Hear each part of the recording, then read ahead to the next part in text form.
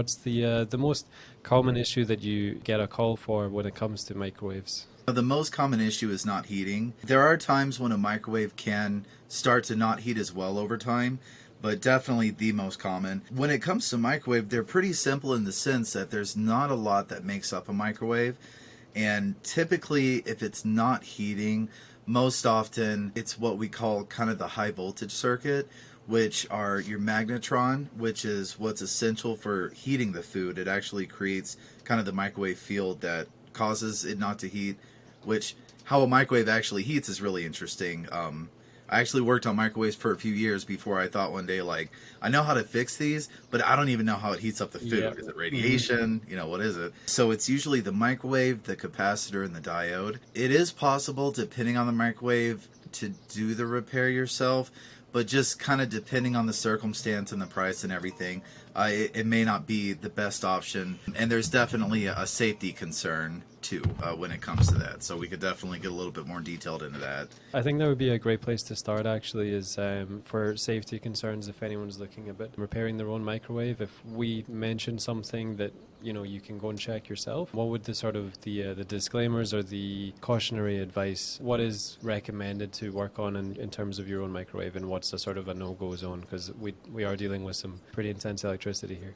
Yeah, definitely. Certain things, if you're checking physical parts of it, how well the door opens and closes, do lights come on, does it spin when this or that happens, that's fine to leave it plugged in.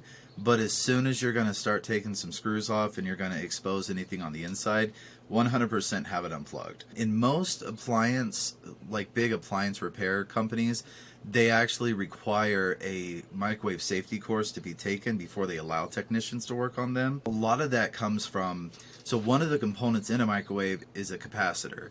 And the purpose of the capacitor is to basically smooth out the electricity that's flowing through it. And so when it does that, it actually holds electricity. And so microwaves back in the day, there was no safety device built into the capacitor.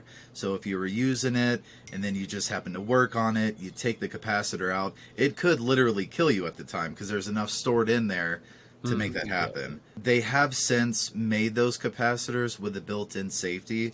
It's basically kind of a resistor that will help to diffuse the voltage. Now, any technician is still going to ground it out for safety. But yeah, when you start getting into that, you definitely want to kind of look online, look if it's something you're comfortable with. I would recommend most of the time if it has to do anything with a high voltage or you're thinking about changing the capacitor and the mag and the diode, I would probably recommend someone do it, a professional who has had the safety training. And if you're going to do it, just be extremely careful.